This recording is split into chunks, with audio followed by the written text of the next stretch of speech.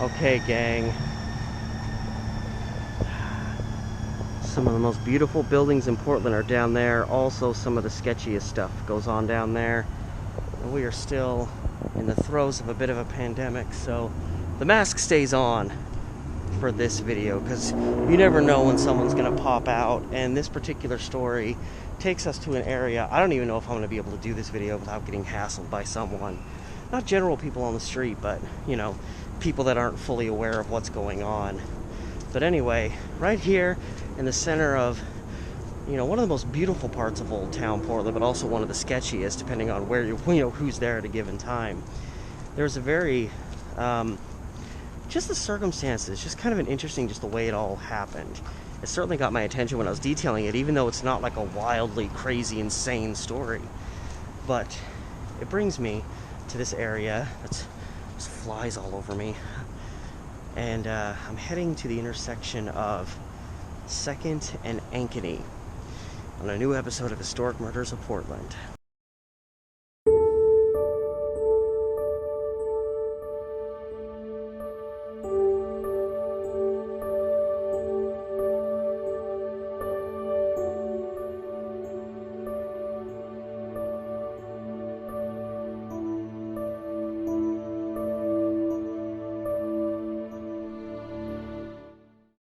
Boy, oh boy. I'm not used to seeing it this quiet in Old Town. Anyway, here I am at 2nd. I think it's maybe just a little ways. Yeah, it's just a little more than a block here. Got to across 2nd without getting run over. So yeah, this is one of the main hubs of Old Town Portland. Like, all of these buildings are pre-1900. Which, you know, if you live on the East Coast, it's not that old, but when you live around here, that's pretty impressive when you've got most buildings here are more than 120 years old. But I'm trying to get to Ankeny, which is right up here. It's just astonishing to me how quiet it is. It's almost peaceful, and I would never talk about this part of town as peaceful in most respects. Of course, I'm just getting this video started. But anyway, this building here, which today's case takes us back to 1912 into a business that operated out of this building. And this building is pre-1912, so this building was here. This building was the building where this story occurred. And simply put, more towards the far end here of this building was a saloon called the Merchants Exchange Saloon at the southwest corner of 2nd and Ankeny, which Ankeny would be crossing through right up here, and this is 2nd. So apparently a guy named Edison Mutch had gotten into a heated argument right outside, right on the street here, with the main proprietor of the place, a guy by the name of Ernest Ottsinger. And he threw him out, probably through some of these very doors. Alright, so I'm on the other side of the building, but yeah, this is the same building. It's like an oyster bar today. And after a fight between Ottsinger and Edison Mutch, yeah, you can even look at like the structure of this place. This place looks very much like it probably would have looked then in terms of the exteriors. And Edison Mutch went back in. They you know, started quarreling again, you know, over whatever you quarrel for when you're getting, you know, drunk in a saloon. And Ottsinger pulled a gun out because, of course, you know, when you run a saloon, you keep a gun. And he wanted to just, as he said it, he wanted to just stun Mutch, you know, shoot him in the arm, shoot him in the leg. But he ended up shooting him dead. And the preponderance of the story actually takes place in this little, you know, it's where once upon a time Ankeny just kind of came through here. I'm technically standing in the middle of Ankeny between 2nd and 3rd, and but it's now, you know, like more of a pathway, and there were some sketchy characters around the front, so I kind of stopped filming over there. I don't want them walking up to me, not during this time and place. And so Ottsinger, the proprietor of the place here, is in a little bit of trouble. He's now just shot a guy dead, whether he intended to or not. He shot a guy dead. So, panicking, Ottsinger locked the doors to his place, closed down early, I guess, and he just stayed in the back room with Mutch, hoping he'd come around, but he ended up not doing so, and he passed away about 30 minutes later. In the aftermath, Ottsinger would say, "Oh, I probably should have called the police right away, but I panicked and I hoped he'd, come around." Whether that was true or not, I'm a little suspicious. I think he was just trying to save his own hide, but he locked up the place and hoped Mutch would come around, and tragically that did not happen, and he passed away right there inside the place. So then, as it's described, now Otsinger's trying to think of a way to get around this. How do I make it look like I didn't do this? And they say that when it was obvious that Mutch had expired, he dragged him out to the alley behind his place that they say was between 2nd and 3rd. So I don't know if they meant along this stretch, or I don't know when this building was built, or if it would have been here in 1912. It kind of looks like it might have been. I would think most of these buildings here, if they look remotely old, they probably have been here over 100 years. Or I guess in this case, 109. So I don't know if this was an open space and there was an alley here, or if they were referencing this stretch specifically. But they say that he dragged Mutch's body out into said alleyway. And his objective there was to leave it there and kind of make it look like, oh, somebody else must have been responsible. And oh, what a sad thing, there's somebody ends up dead next to my establishment. But here's the strange thing. So this guy goes out of his way to try to make this look like, oh, something else must have happened, and it's just, he just got kind of like left in the area. Like somebody else killed the guy and just happened to leave him outside of his business. So that seems to be the objective. So the shooting happens at around 10 p.m. on January 19th, 1912. I forgot to give you the actual date. So start of 1912. Around 10 p.m. is when the shooting occurs. Eventually, Mutch's body gets dragged out and left in this general vicinity behind me. And around 12:15 a.m., so it would now be January 20th, some patrolmen going up and down the stretch stumble onto the body.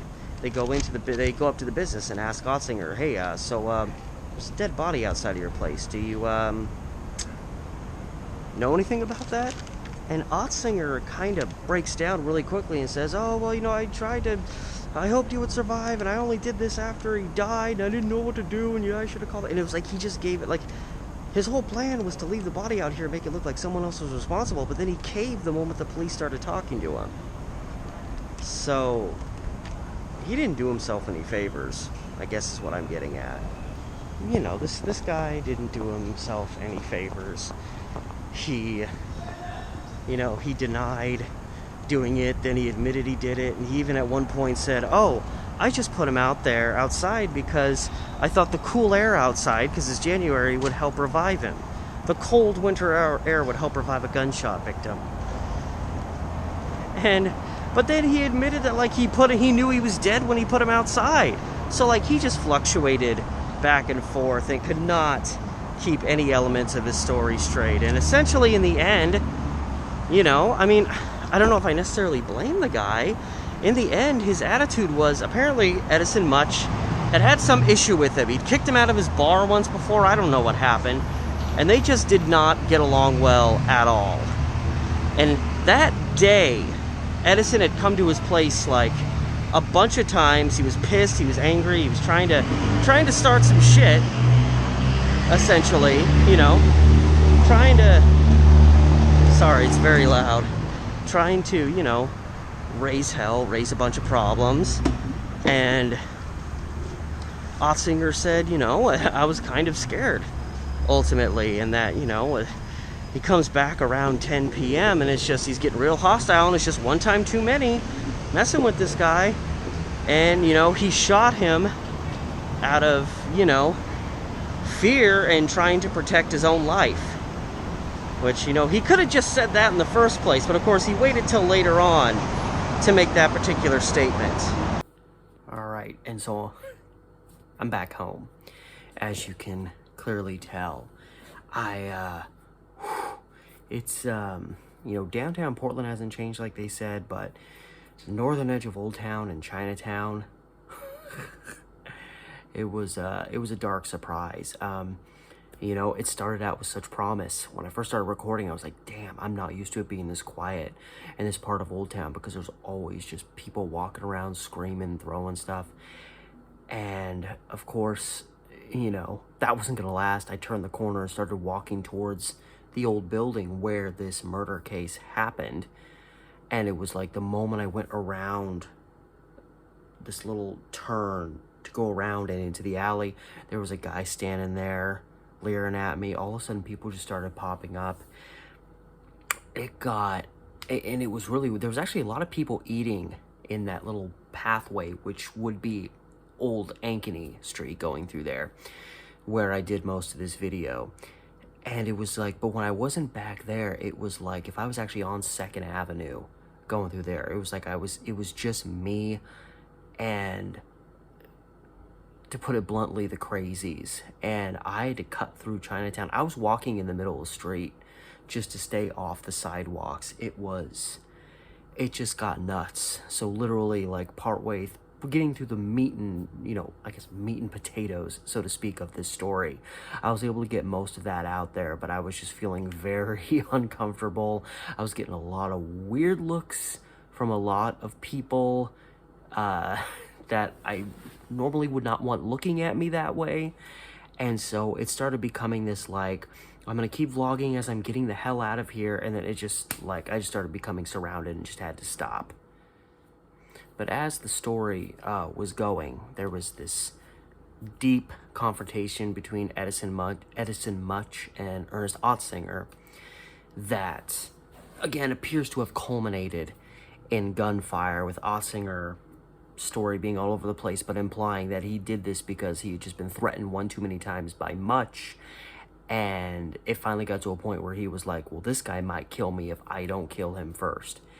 And his story was, again, all over the place, with him, saying he dragged the body outside because he hoped it would get better, but then, things that, and it was kind of like he was admitting he did it, and then he wasn't, and ultimately, he would go back to saying, oh, well, no, I didn't shoot him, oh, I found him this way in my establishment. And it still interests me that he drags his body outside. Like, it seems like, that's something that long ago, something like that could almost work. You could come outside, someone finds a body, in that almost alley next to your place, people go to your business, you can be like, oh, look at that, I have no idea. But Ottsinger had the, murder weapon, and when the police were conversing with him and he was acting somewhat suspicious and they had reason to search, the gun he used was sitting right there. It was a 6-shot revolver, and the police looked at it and noticed, lo and behold, 1 round had been fired, and it had been fired recently. So, yeah, Ernest Ottsinger was not going to get out of this one. And still, one thing that's interesting that I picked up on, because it was obvious when all was said and done, that Ernest Ottsinger, he got busted for this shooting, which he had obviously done, and in kind of this scatterbrained effort, he may have genuinely felt guilty in the aftermath, having shot the guy, and maybe he really did hope the guy would come back around, but how much of that hope was, oh, I hope you survive because you're a human being and I feel guilty for shooting you? How much of it was that, and how much of it was, oh God, I'm in a lot of trouble if you actually die? But what's interesting is like, well, what exactly were the circumstances? Because all we have to go on is Ernest Ottsinger. Obviously, Edison Mutch isn't there to give his side of the story. And this is what's really interesting, is because, again, in his story, Ottsinger says after the shooting, he quickly ran and locked all the doors and was like, oh, I'm closed. Which implies that he was still open for business when this shooting happened, and yet there's no mention of any witnesses. There's no mention of anybody else being inside. This is the 1910s, and it's a saloon. People would have been there. Like, there had to be people there. Portland, saloons in Portland were like how Starbucks are now in the area, except 3 times more. There was a saloon on every street corner, and there were plenty of drunks in every single one of them. So it's implied that this shooting happened while the saloon was open, but there were no witnesses. At least nobody referenced, nobody brought forward to say exactly what happened. And that's just bizarre, but it also gives us nobody surviving and alive besides Ernest Ottsinger to say exactly what led to this shooting. He can say wherever he wants about how Mutch came in, was threatening him. He could say Mutch went at him with a gun, Mutch went to attack him, and he stepped back and shot him to protect himself. He can say whatever he wants because there's nobody else there to question him. So what exactly did happen? Because again, if Mutch was threatening him and he had to shoot him to protect himself, that's one thing. But no matter which way you shake it, these guys clearly did not get along. They clearly did not like each other. They clearly had a strong distaste for one another. So would it be too far away to believe that Ottsinger would just one night say, "That's it, I'm done with you," and in a moment of rage shoot him dead? That's happened a lot in Portland's past. In fact, I think in this series I've had at least a couple videos where it was someone pissed off the saloon owner, or the saloon owner pissed somebody else off. I remember there was a story I told about, it was the Dewdrop Inn murder, where a guy shot a customer because they bitched about their drink. And that's all it took for the bartender to shoot him dead. And there was another case of a guy named Daly, I believe, who got fired from a saloon. And when he tried to get the job back and his boss said, "No, screw you," he shot his former boss dead. Like, this was not uncommon for even general disagreements and arguments in a saloon type setting to escalate to a murder. So could it have just been that Ottsinger hated Mutch and Mutch just pissed him off too much? Or was his life genuinely in danger? We can't know for certain because all we have is the guilty party to listen to in terms of that story. And all I know for absolute certainty is that Ottsinger was busted. He was arrested, obviously, on this matter. It was abundantly clear, whether it was self-defense or not, that he had shot this other guy. And so this murder, again, happened January 19th, 1912. So it was first being reported on January 20th.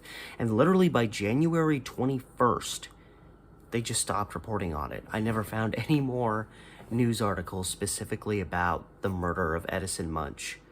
Or, did I say Munch? Mutch. Or Ernest Ottsinger and whatever charges he faced. It essentially ended with him finally admitting that he shot him. Of course, in self-defense. He had to do it. So, I don't know what happened in terms of Ottsinger facing justice for what he did. There were no articles about any trial he may have had. It may have been a quick trial. It may have been, I don't know exactly how things would have gone. I guess it really depends on how much authorities would believe his story, whether they thought it was just kind of cold-blooded murder out of hate, or whether he actually did feel genuinely in danger, and whether he should have received leniency for that.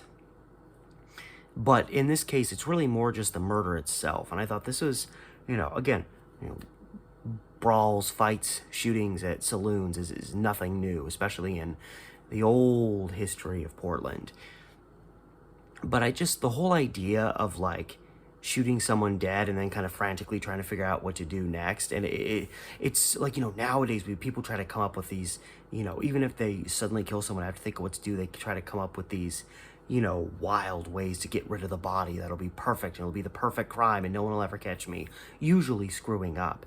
But this is 1912 and is another time, and I just love the idea of like this guy shooting someone dead and being like, "Oh crap, what do I do?" And his solution is he just drags the body back into an alleyway behind his business and kind of tosses it out there and closes the door and is like, "All right, well, hopefully this works." And then, he didn't do himself any favors after that, especially after Edison Mutch's body was found after laying in the alley there for like 2 hours or something like that. So I don't know. I really don't know where Otsinger's mind was going at any given time. It seems like he was fairly scatterbrained and fairly shaken up by the event, and that did not help him in terms of trying to cover up this shooting. That's it. That's all I got on the 1912 murder of Edison Mutch, who I believe, according to papers, was a wealthy cigar dealer. Which, I mean, that's something from another time. Who nowadays, other than people under certain circumstances, who out there is getting rich selling cigars? At least in a general sense. And I just thought it was a very interesting story, the way it panned out, even though everything happened so quick, and after like 2 days, nobody was even talking about it anymore.